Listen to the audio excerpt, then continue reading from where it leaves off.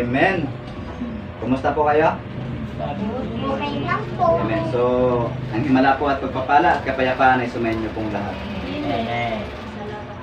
Sa buhay po natin, tayo po ay hindi po tayo nabubuhay para lamang sa ating mga sarili.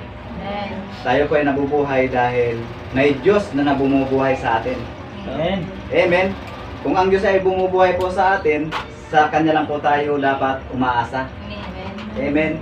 Yon. So, wala po yung iba natin mga kapatid. Hindi natin alam kung ano po ang mga dahilan. So, samahan niyo po ako sa pagbabasa. Ayan pala.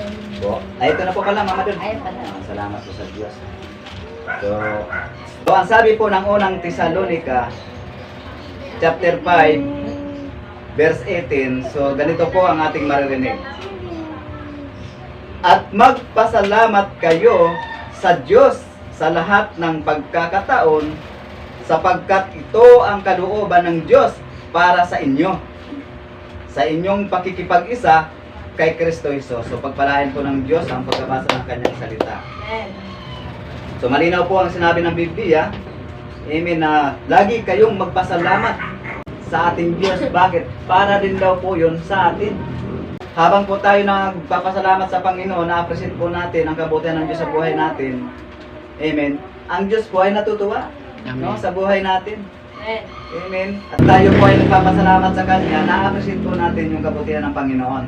So, mabuti po ang Panginoon dahil tayo po ay pinaalalahanan, amen, sa pagising natin sa umaga, amen, sa maghapon, sa magdamag, at sa ating mga lakad, tayo po ay nililigtas ng Panginoon.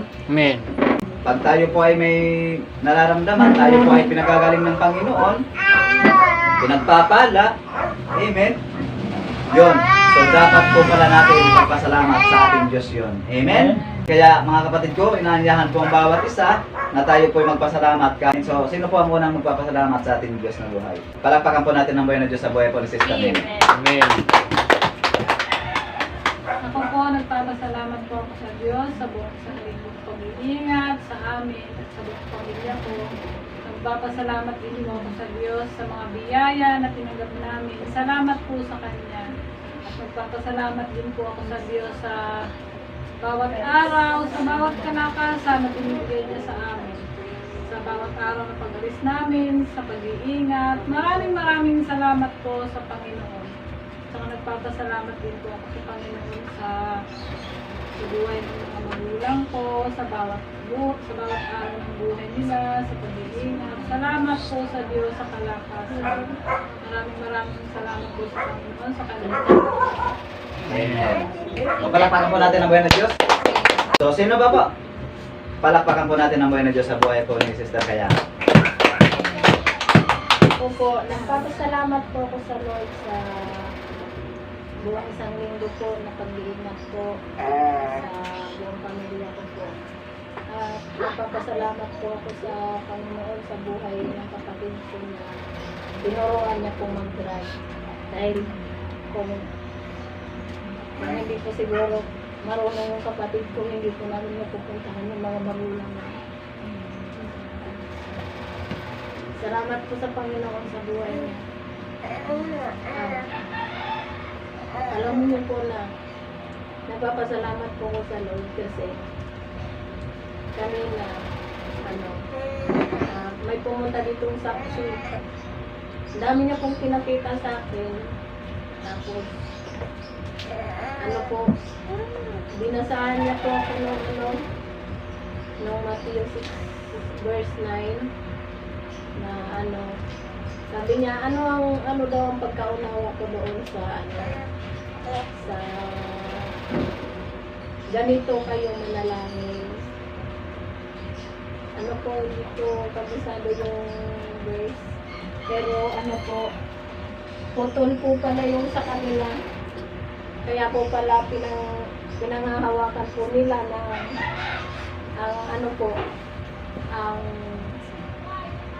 ang tao kapag namatay hindi po mapupunta ng impyerno kung hindi dito lang po mananatili sa lupa dahil putol po pala yung sa kanila sa kanilang Biblia. Sabi niya po na basahin ko daw po yung yung Matthew 6 verse 9 sa Biblia na sabi po dito sa Biblia natin, ganito kayo manalangin. Ama namin na sa langit, sambahin nawa ang iyong pangalan. Dumating nawa ang iyong kaharian. Masunod nawa ang iyong kalooban dito sa lupa, tulad ng sa langit. Yung sa kanila po, diretso. Ang sabi po dun sa kanila, dumating nawa ang iyong kaharian dito sa lupa. Ano po, ang sabi ko dun sa kanila, ano daw ang pagkaunawa ko sa kaharian? Ang sabi ko po, ang kaharian ko ay kaharian ko ng langit. Yun po yung pagkakaunawa ko. Ngayon, sabi niya, hindi po ate. Sabi, hindi po yun ang sinasabi kong kaharian. Ang kaharian ko ay dito sa lupa. Na pag mamamatay ang tao, dito ba sabi ganyan, merong itinayong mga presidente, mga namumuno dito sa lupa. Na pag namatay tayo, sabi ganyan, dito lang tayo sa lupa, mga nalagi. So, hindi na po ako nakipagtalo kasi sabi ko, ganun po ba? Second ganun. Yan po. Nung po, pagkatapos po namin, nagtititin ko nga yung Biblia ko. Ano ba? Sabi ko na ganun. Kaya pala, ganun ang nila, paninindigan kasi kulang po yung salita ng Diyos. Yan po, nagpapasalamat po ako sa Panginoon. Dahil, binigyan po niya tayo ng karunungan upang maunawaan po ang totoo at katotohanan. Yun lamang po. Salamat po sa Diyos. Amen.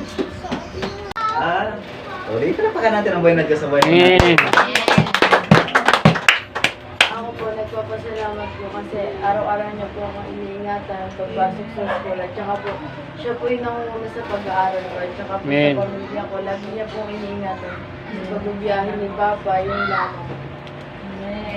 Amen. Yan, dapat na-appreciate talaga natin yung kabutihan ng Diyos. Amen. Naiksiman niya, basta narinig mula sa ating mga labi ang ating pasasalamat. Ang Diyos po ay natutuwa. Pagising natin ng umaga, nang huminga tayo. Thank you, Lord. Gano'n lang po yun. So, wala na po. Salamat sa Diyos dahil hindi po kami pinabayaan ng Diyos sa kami mag-asawa. Lagi kaming iniingatan. Lagi kaming masaya. Pagdating niya, pagod siya. Pagod kami. Tapos siyempre magkikwentuhan kami, parang barkada lang. Kaya masarap sa buhay na gano'n. Yung nagkikwentuhan kayo na parang barkada lang. Isa yun sa mga bagay na sa buhay namin na na-appreciate namin, na masaya. Napakasaya dahil tingnan niyo po, sa bawat pag-uusap namin, di ba, masaya kami kung anong kwentuhan namin. Sabi ko, mas masarap na kwentuhan at lalong masaya kapag Bible yung ating pag-uusapan. Kaya, alam niyo po, pag nag-uusap kami, sabayan namin ang salita ng Diyos na magsirang kami dalawa, ay, napakasarap sa buhay. Wala na akong hahanapin pa sa Panginoon. Salamat sa Panginoon sa kanyang lakas sa buhay. Ibibigay ko na po pala ang gawain pangako ng Diyos kay Daddy Jose. Amen.